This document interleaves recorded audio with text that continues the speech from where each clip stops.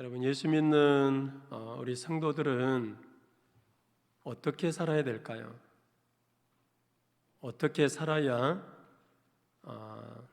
잘 사는 것일까요? 우리 예수 믿는 성도들은 하나님을 기쁘시게 해드리는 그런 삶을 살아야 될 줄로 믿습니다. 금년표에도 하나님을 기쁘시게 이웃을 행복하게 하는 교회라고 하는 그런 우리 표를 가지고 기도하고 있는데, 우리 예수 믿는 성도들은 어떻게 살아야 될 것인가? 하나님을 기쁘시게 해드리는 그런 삶을 살아야 될 것입니다. 성도란 하나님의 기쁨을 위해서 존재하는 사람, 이렇게 얘기할 수 있습니다. 믿으십니까? 하나님의 기쁨을 위해서 존재하는 사람이 성도라는 것입니다. 그러므로 우리는 무엇을 하든지 간에 어떤 것을 생각해야 될 것인가? 내가 하는 이것을 통해서 하나님이 정말로 기뻐하실까를 생각해 봐야 됩니다. 내가 무엇을 먹든지 무엇을 마시든지 이것을 정말로 하나님이 기뻐하실까? 내가 술을 먹고 내가 담배를 피우는 이것을 하나님이 기뻐하실까를 생각하는 것입니다. 우리가 생각하는 것이든지 아니면 말하는 것이든지 행동하는 것이든지 이것이 정말로 하나님이 기뻐하시는 것인지 생각해 봐야 된다는 것입니다. 오늘 4절의 말씀에 보면 바울이 이렇게 얘기하고 있습니다. 우리가 이와 같이 말함은 사람을 기쁘게 하려 함이 아니요 오직 우리 마음을 감찰하시는 하나님을 기쁘시게 하려 함이라고 말씀하고 있습니다. 바울은 복음 전하는 이것이 사람을 기쁘게 하는 것이 아니다. 복음 전하는 이것이 하나님을 기쁘시게 하는 것이다. 이렇게 얘기하고 있는 것입니다. 복음의 비밀을 맡은 우리 성도들은 사람을 기쁘게 하는 존재가 아니라 하나님을 기쁘시게 하는 존재인 줄로 믿으시길 바랍니다. 그러므로 우리 성도들은 무엇을 하든지 하나님을 기쁘시게 하는 그런 삶을 살아야 될 줄로 믿습니다. 성경에 보면 세례 요한이 그런 삶을 살았습니다. 요한복음 3장 30절에 보면 세례 요한이 이렇게 얘기를 했습니다. 그는 흥하여야 하겠고, 예수님은 흥하여야 하겠고 나는 쇠하여야 하리라, 이렇게 말했습니다. 무슨 말인가? 나는 내 기쁨을 위해서 살지 않습니다. 나는 오직 주님의 기쁨을 위해서 사는 사람입니다. 나는 주님의 기쁨이 되는 것이 최우선입니다.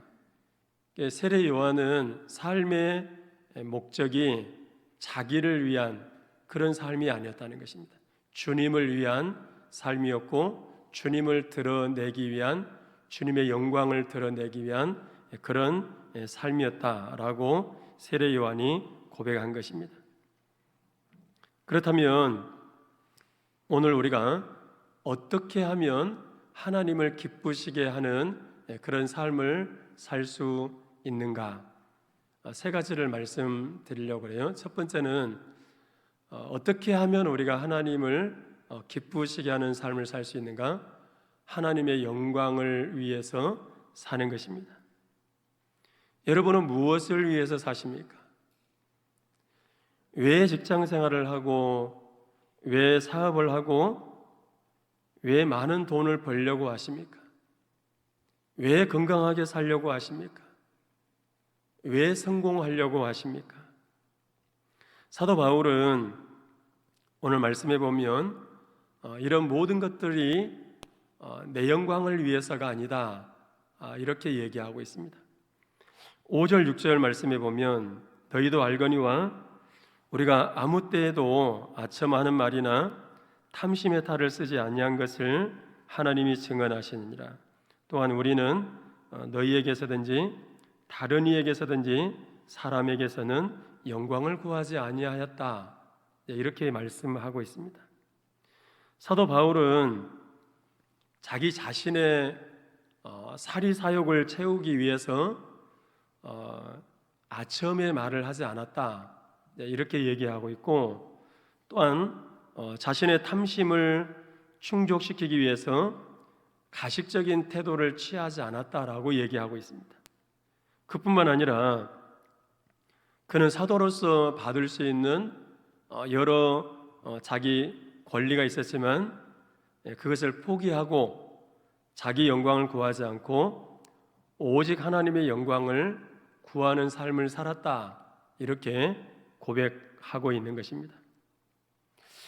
구약의 사울 왕은 어디를 가든지 무엇을 하든지 간에 자기 기념비를 세웠고 자기 영광을 위해서 살았던 그런 사람입니다. 그렇게 살았던 사울 왕의 종말은 어떻게 되었는가?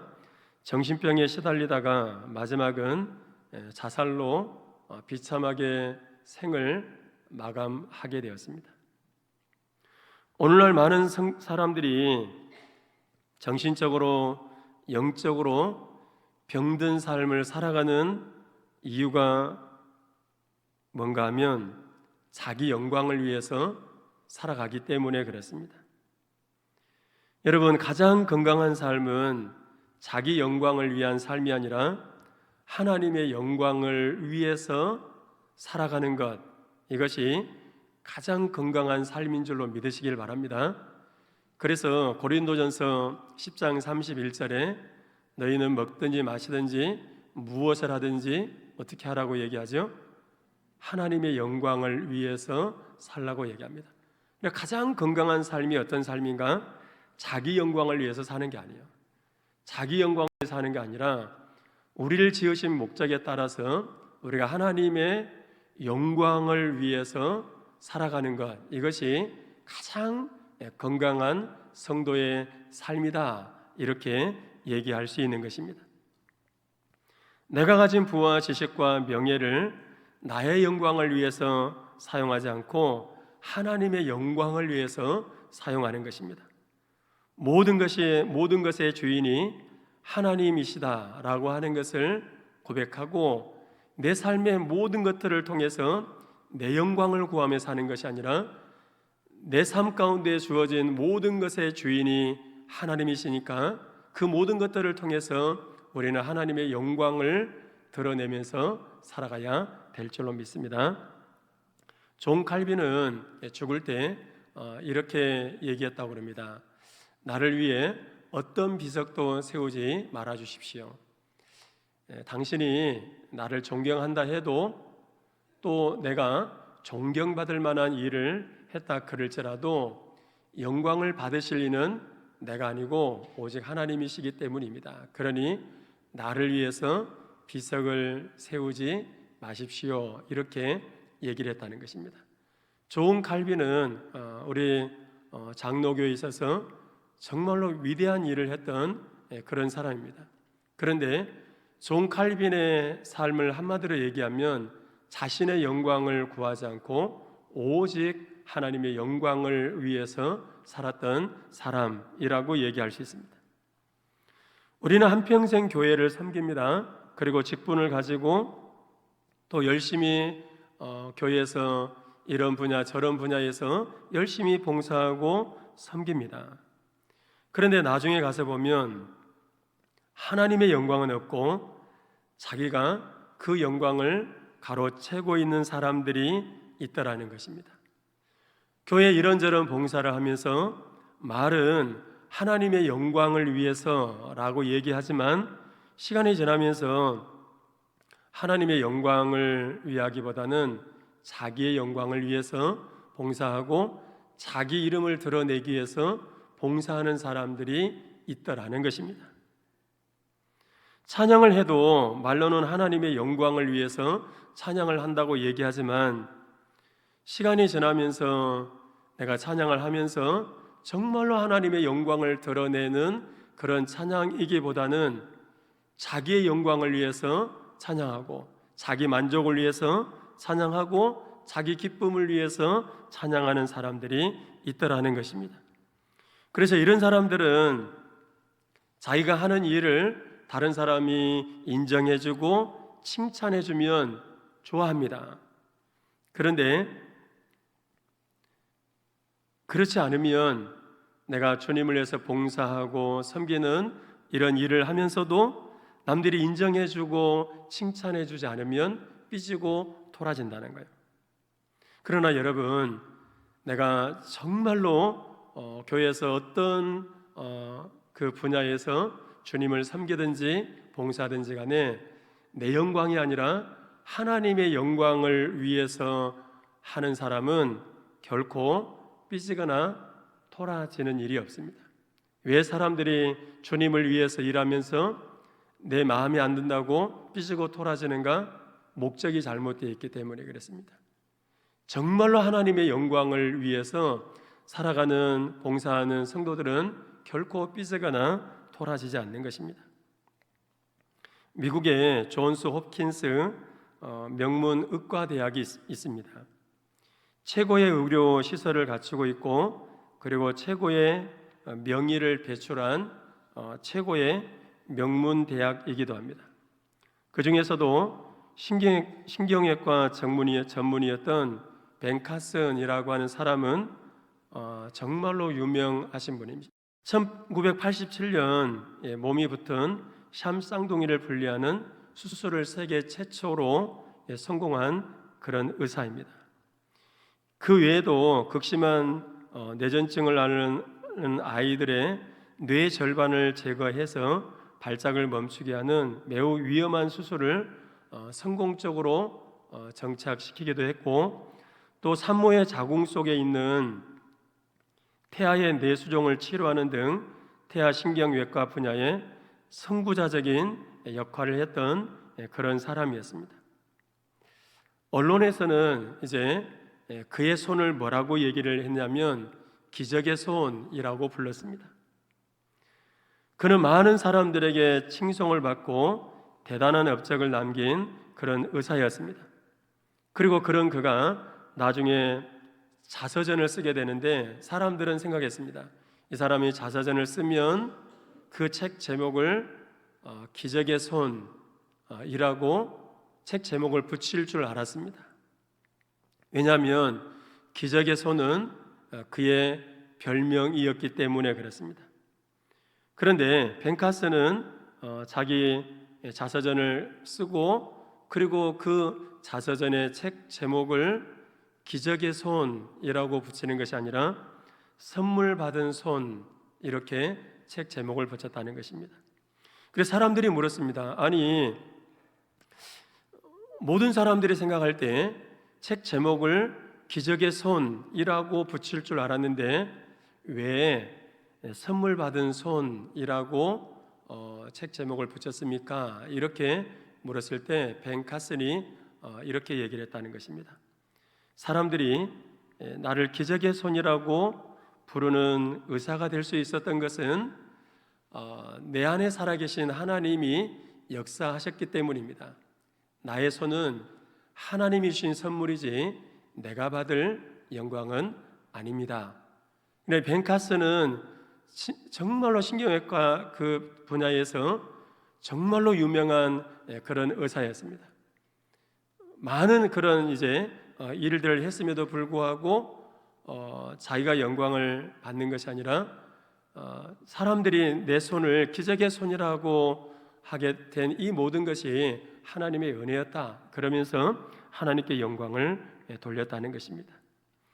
여러분, 세상에서 아무리 큰 성공과 명예를 거두었어도 그 영광은 내 영광이 아닙니다. 내 능력이 아니고 하나님의 영광인 줄로 믿습니다. 사도 바울은 그래서 나의 나 된 것은 뭐라고 얘기했죠? 하나님의 은혜다라고 고백했습니다.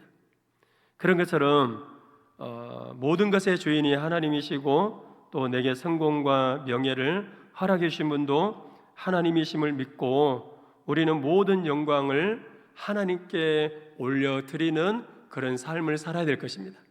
이것이 바로 하나님을 기쁘시게 해드리는 삶이 되는 것입니다. 두 번째로는 사랑하면서 사는 것입니다. 오늘 7절에 우리는 그리스도의 사도로서 마땅히 권위를 주장할 수 있으나 도리어 너희 가운데서 유순한 자가 되어 유모가 자기 자녀를 기름과 같이 하였다라고 말씀하고 있습니다.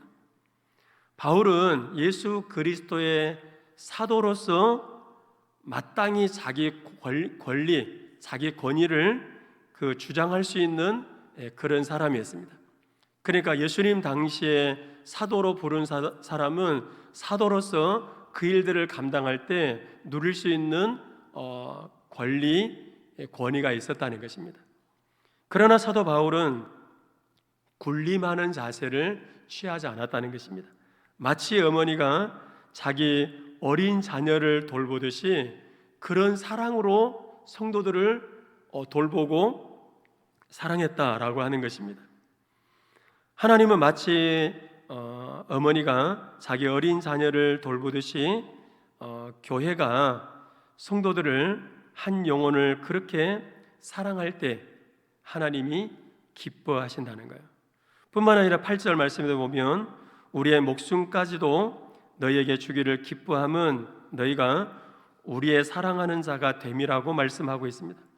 한 걸음 더 나아가서 하나님은 교회가 한 영혼을 사랑할 때에 마치 목숨까지라도 내어주는 그런 사랑을 할 때, 그러니까 교회가 성도들을 사랑할 때 마치 어머니가 이 갓난 어린 자녀를 돌보는 것처럼 그렇게 사랑하고 돌보는 것뿐만 아니라 자기의 목숨까지도 내어주는 그런 사랑을 할 때 하나님을 기쁘시게 해드릴 수 있다라고 하는 것입니다.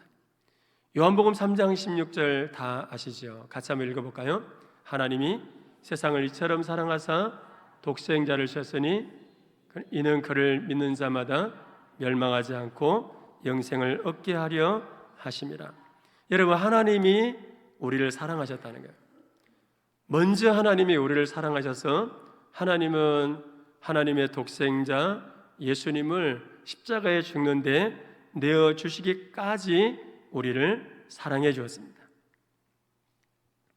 여러분, 그렇다면 우리도 정말로 하나님을 사랑하는 삶을 살아야 될 것입니다. 그리고 우리 교회가 하나님의 기쁨이 되는 그런 교회가 되어져야 할 줄로 믿습니다. 여러분, 교회가 초청잔치를 하는 이유도 바로 여기에 있는 것입니다. 하나님이 우리를 사랑하신 것처럼 우리도 주님을 사랑하는 마음으로 한 영혼을 품고 그 영혼을 사랑하고 그 영혼을 주님께로 인도하기 위해서 우리는 초청잔치를 하는 것입니다. 우리 교회가 무엇으로 하나님을 기쁘시게 해드릴 수 있는가? 여러분, 우리 교회가 무엇으로 하나님을 기쁘시게 해드릴 수 있을까요? 이 멋지게 지어놓은 이 아름다운 건물을 가지고 하나님을 기쁘시게 해드릴 수 있을까요? 아니면 교인들의 수로 하나님을 기쁘시게 해드릴 수 있을까요? 아니면 우리 교회 재정을 통해서 하나님을 기쁘시게 해드릴 수 있을까요? 여러분, 하나님을 정말로 기쁘시게 해드릴 수 있는 것은 주님의 마음으로 한 영혼을 가슴에 품고 사랑으로 기도할 때요. 쓰러져 있는 영혼들, 낙심하고 절망 가운데 있는 성도들을 붙잡고 사랑으로 섬기며 기도할 때에 하나님을 기쁘시게 해드릴 수 있는 것입니다. 서로가 서로를 돌아보며 관심을 갖고 사랑할 때에 아픈 성도들을 위해서 눈물로 기도하는 사랑의 공동체가 될 때에 마음 아파하는 형제 자매를 위해서 함께 울어주고 또 그를 위해서 기도해 줄 때에 그런 교회가 하나님을 기쁘시게 해드릴 수 있다는 거예요. 정말로 성도들끼리 사랑하고 위해서 기도해주고 섬길 때 그런 교회가 하나님을 기쁘시게 해드릴 수 있다라고 하는 것입니다. 여러분, 저와 여러분들이 어떻게 구원받았습니까? 여러분, 우리가 뭔가를 잘하고 우리가 능력이 있어서 구원받았습니까? 그러지 않지요. 하나님이 먼저 저와 여러분들을 사랑해 주신 줄로 믿습니다. 그리고 누군가가 오늘 나를 이 자리에 앉아서 하나님께 예배할 수 있도록 사랑으로 섬겨주고 기도해주고 그리고 복음을 전해주고 권면해주고 우리를 이끌어 주었기에 오늘 내가 이 자리에 앉아서 하나님을 예배하고 있는 것입니다. 그 누군가가 나의 부모님일 수도 있고 아니면 교회 장로님일 수도 있고 아니면 권사님 아니면 집사님일 수도 있고 아니면 친구, 지인일 수도 있을 것입니다. 그분들의 사랑과 기도와 섬김이 오늘 이 자리에 나를 있게 한 것입니다. 하나님을 섬기는 하나님의 백성으로 살아가게 하신 것입니다. 그렇다면 이제는 누구 차례이겠습니까? 이제는 우리가 주님의 마음으로 사랑하고 섬겨주고 우리가 기도해 줘야 되지 않겠습니까? 누군가를 통해서 내가 오늘 이 자리에 있게 되었다면 이제는 내 차례다라고 하는 것입니다. 내가 주님의 사랑을 가지고 그들을 섬겨주고 기도해 주는 것이 필요하다는 것입니다. 우리의 작은 수고와 섬김과 노력이 생명을 살리는 재료가 된다는 것을 안다면 수고롭지만 기꺼이 우리는 사랑으로 섬겨주는 그런 삶을 살아야 될 줄로 믿습니다. 사랑으로 섬겨주는 삶을 살아가는 이것이 하나님을 기쁘시게 해드릴 수 있는 삶이 된다는 것입니다. 마지막으로 한 가지 더 말씀드린다면 사명을 감당하면서 살아가는 것입니다. 오늘 4절의 말씀에 오직 하나님께 옳게 여기심을 입어 복음을 위탁받았다 이렇게 말씀하고 있습니다. 사도 바울은 하나님께로부터 복음을 위탁받았다라고 얘기하고 있습니다. 여러분, 위탁받았다는 말은 하나님이 사도 바울을 믿고 그 일을 맡겨주었다는 거예요. 여러분, 하나님이 사도 바울을 믿고 맡겨주신 위임한 일이 뭐죠? 복음 전하는 것입니다. 하나님이 맡겨주신 복음 전하는 사명을 감당하는 이것이 하나님을 기쁘시게 해드리는 삶이다라고 하는 것입니다. 우리 모든 인생은 어떤 존재인가? 사명적인 존재입니다. 하나님이 언제 우리를 불러가실까요? 하나님이 우리에게 허락하신 사명을 다하면 불러가는 것입니다. 여러분, 하나님의 관점에서 보면 사람이 죽음을 맞이하게 되는 것은 나이 들어서 죽는 게 아니에요. 병들어서 죽는 건 아닙니다. 사고로 죽는 건 아닙니다. 왜 죽죠? 하나님이 맡기신 사명을 다함에 이제 하나님 품에서 영원한 안식을 누리도록 하기 위해서 그 영혼을 부르시는 것입니다. 그러니까 하나님의 관점에서 보면 사람이 죽는 것은 병들어서 죽거나 사고로 또 나이 들어 죽는 게 아니고 하나님 맡기신 사명을 다하면 그때 하나님이 부르시는 것입니다. 칼 힐터라고 하는 사람은 이런 말이 있습니다. 인생 최고의 날은 자기 인생의 사명을 자각하는 날이다, 이런 얘기를 했습니다. 여러분, 우리 인생의 최고의 날이 어떤 날일까요? 로또 복권에 당첨되는 날일까요? 아니면 주식이 대박나는 날일까요? 여러분, 내 인생에 있어서 최고의 날은 내가 하나님 앞에서 사명을 발견하고 그 사명을 감당하며 살아가는 날이 내 인생에 있어서 최고로 멋진 날이 되는 줄로 믿으시길 바랍니다. 내가 왜 사는지를 알고 또 내가 왜 존재하는지를 알고 사는 사람은 하루를 살아도 그 한 날이 무의미한 날이 아니고 최고의 날이 되는 것입니다. 내가 하나님을 기쁘시게 하는 최고의 날을 사는 방법은 다른 게 아니고 하나님께서 내게 맡겨주신 사명을 깨닫고 내가 내 삶 속에서 하나님 맡겨주신 사명을 감당하면서 살아가는 거예요. 그날이 하나님 앞에서 최고의 날이 되는 것입니다. 예수님이 십자가상에서 사랑하는 제자 요한에게 어머니 마리아를 부탁합니다. 그러면서 뭐라고 얘기하는가? 이제부터는 내 어머니다 라고 얘기합니다. 이 말을 들은 세례 요한은 어떻게 합니까? 사도 요한은 그때부터 이 사도 요한이 자기 집에서 모셨다라고 말씀하고 있습니다. 요한은 예수님의 부탁에 따라서 어머니 마리아를 마음을 다해서 정성껏 마리아를 모셨습니다.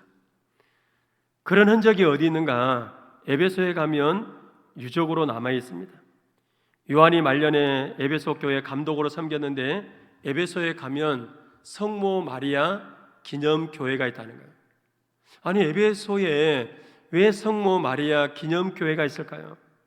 그것은 사도 요한이 나이 들어 늙어 죽을 때까지 예수님의 어머니 마리아를 자기 어머니로 정성껏 모시고 살았기 때문에 그렇습니다.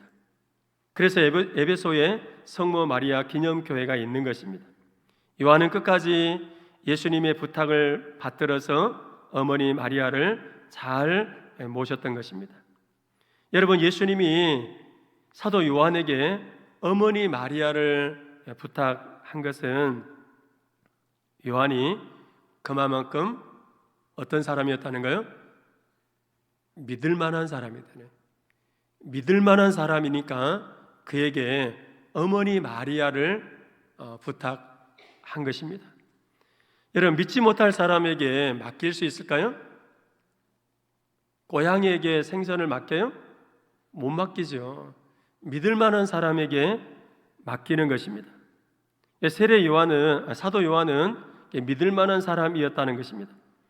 그래서 예수님은 어머니 마리아를 부탁했고, 그래서 요한은 끝까지 마리아를 자기 어머니로 모시고 잘 섬겼던 것입니다.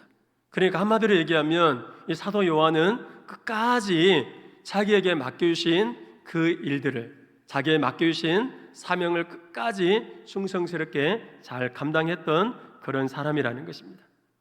여러분, 하나님이 우리를 믿으셔서 우리에게 복음 전파하는 사명을 맡겨주신 줄로 믿으시길 바랍니다.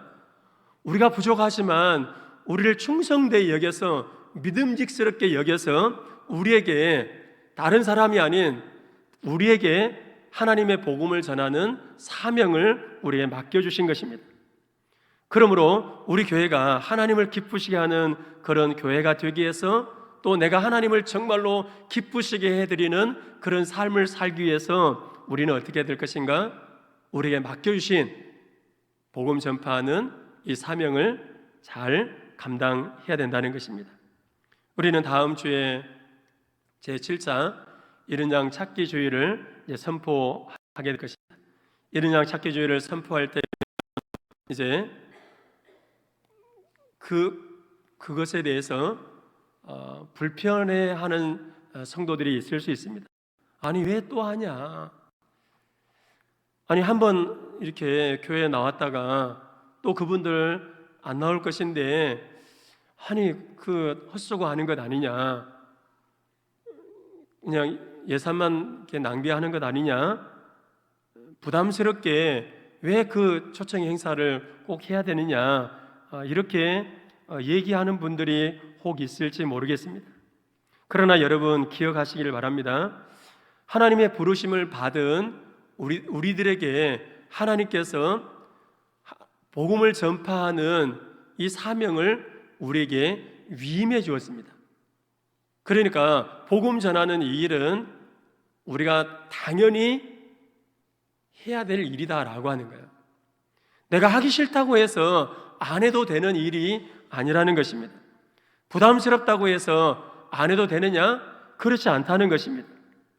어렵다고 도망쳐서도 안 됩니다. 바쁘고 힘들다고 우리가 이 일을 게을리해서도 안 됩니다. 사람들이 싫어한다고 해서 이 복음 전하는 일을 포기해 버려서도 안 되는 것입니다. 오늘 2절과 9절 말씀에 보면 사도 바울이 반복해서 하나님의 복음을 너희에게 전했다. 2절 말씀에도 9절 말씀에도 서두에도 또 오늘 마지막 9절에도 보면 하나님의 복음을 너희에게 전했다라고 얘기합니다. 그런데 사도 바울이 하나님을 복음을 전했던 그 상황은 사실은 녹록지 않았습니다. 빌립보에서 이미 지금 데살로니가에서 복음을 전할 때 그 교인들이 빌립보하고 데살로니가는 멀지 않는 곳에 위치해 있습니다. 그래서 빌립보에서 사도 바울이 복음을 전하는 일 때문에 어떤 역경을 당했는가, 어떤 고난을 당했는가를 잘 알고 있습니다. 사도행전 16장에 보면 빌립보에 이르러서 귀신 들린 여종을 이제 치료해줬다가 그 주인으로부터 고발을 당해서 실컷 두들겨 맞고 피투성이가 되어 두 손과 두 발이 착고에 채인 채 깊은 감옥에 갇히게 되었습니다. 그러니까 이런 빌립보에서 그렇게 복음 전하다가 핍박을 당했던 것을 알고 있습니다. 그리고 지금 데살로니가에서도 복음을 전할 때 2절의 말씀에 보면 많은 싸움 중에 이제 이런 표현을 보면 복음을 전할 때 많은 박해가 있었다는 것을 알 수 있습니다. 그런데도 바울은 복음 전하는 일을 끝까지 잘 감당했던 것입니다. 저와 여러분들이 맡겨주신 복음 전파하는 이 사명을 잘 감당하는 충성스러운 신실한 일꾼들이 되시길 바랍니다. 그럴 때 우리가 정말로 하나님을 기쁘시게 해드릴 수 있는 삶을 사는 것입니다. 우리 예수 믿는 성도들은 어떻게 살아야 될 것인가? 우리 예수 믿는 성도들은 한마디로 얘기하면 주님의 기쁨이 되는 삶을 살아야 돼요. 주님의 기쁨이 되는 삶. 우리 옆 사람들에게 한번 인사할까요? 우리 주님의 기쁨이 되는 삶을 삽시다. 주님의 기쁨이 되는 삶을 사는 것은 우리가 살아가면서 내 영광을 위해서 살지 않고 누구의 영광을 위해서요? 하나님의 영광을 위해 사는 것입니다. 그리고 하나님이 우리를 사랑하신 것처럼 이제는 우리가 그 사랑을 가지고 다른 사람들을 사랑하는 거예요. 그리고 우리에게 맡겨주신 이 복음 전하는 사명을 잘 감당할 때 우리의 삶이 하나님의 기쁨이 되는 그런 삶이 되어질 줄로 믿습니다.